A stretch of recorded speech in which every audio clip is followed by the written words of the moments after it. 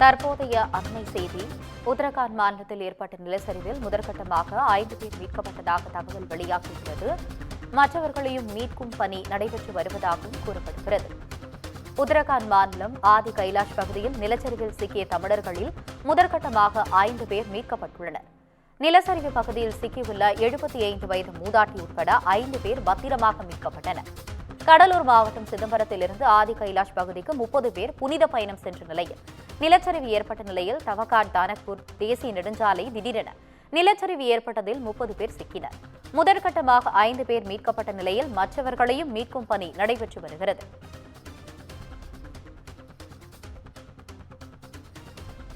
தற்போதைய அண்மை செய்தி. உத்தரகாண்ட் மாநிலம் ஆதி கைலாஷ் பகுதியில் நிலச்சரிவில் சிக்கிய தமிழர்கள் 5 பேர் மீட்கப்பட்டுள்ளனர். இதுகுறித்து கூடுதல் விவரங்களுடன் இணைகிறார் எமது செய்தியாளர்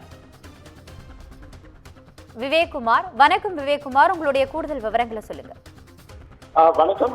உத்தரகாண்ட் பகுதியில் உள்ள பகுதியில் நிலச்சரிவில் சிக்கிய அந்த தமிழர்கள்ல தற்போது 5 பேர் முதற்கட்டமாக மீட்கப்பட்டுள்ளதாகவும் தொடர்ந்து அதற்கான நடவடிக்கைகள் மேற்கொள்ளப்பட்டுள்ளதாகவும் அங்கே நிலச்சரிவில் சிக்கியுள்ள ஒரு நபரின் தற்போதைய ஆடியோ வெளியாகி பரபரப்பை ஏற்படுத்தியிருக்கு. மேலும் அதற்கான நடவடிக்கையும் தொடர்ந்து வந்து கொண்டிருக்கின்றது.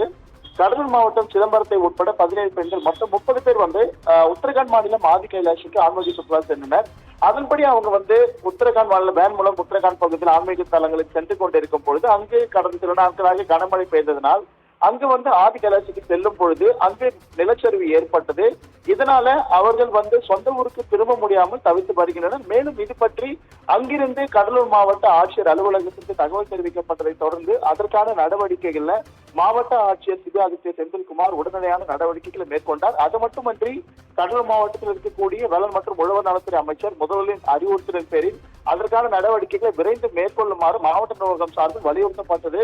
தொடர்ந்து மாவட்ட ஆட்சியர் தகவல் தெரிவித்த பொழுது அவர் என்ன சொன்னார்னா, உத்தரகாண்ட்ல சிக்கி இருக்கக்கூடிய 30 பேரும் பாதுகாப்பான இடத்துல தங்க வைக்கப்பட்டுள்ளனர். மேலும் அவர்களுக்கான உணவு உள்ளிட்ட அடிப்படை வசதிகள் செய்து கொடுத்துள்ளதாகவும் வானிலை பொறுத்து அங்கு ஹெலிகாப்டர் மூலம் அனைவருமே மீட்கப்படுவர் என்ற ஒரு தகவலை அவர் ஏற்கனவே தெரிவித்திருந்தார்.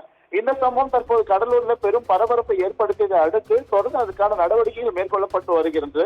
இந்த முக்கியமான சூழ்நிலையில கடலூரை பொறுத்த மட்டும் தற்பொழுது கிடைக்கப்பெற்றுள்ள முக்கிய தகவலாக அந்த உத்தரகாண்ட் பகுதியில் சென்றிருக்கக்கூடிய சுற்றுலா பயணிகள்ல நிலச்சரிவுல சிக்கி தற்போது அந்த இடத்துல இருக்கக்கூடிய நபர்கள்ல ஒருவர், அதாவது பராசக்தி என்பவர் 75 வயதான முதியவர், அவரோட உறவினர் ஒருவர் அந்த ஆடியோ வெளியிட்டிருக்கிறார்.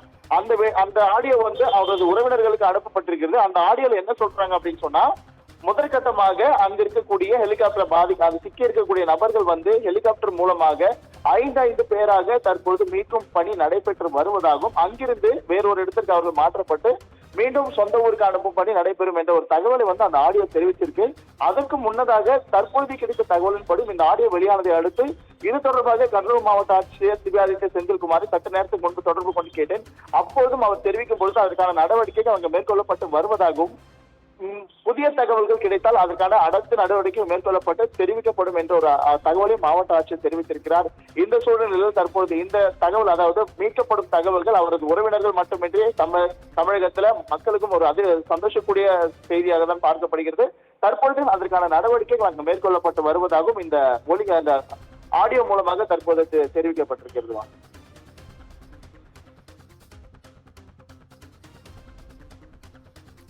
உங்களுடைய விவரங்களுக்கு நன்றி விவேக்.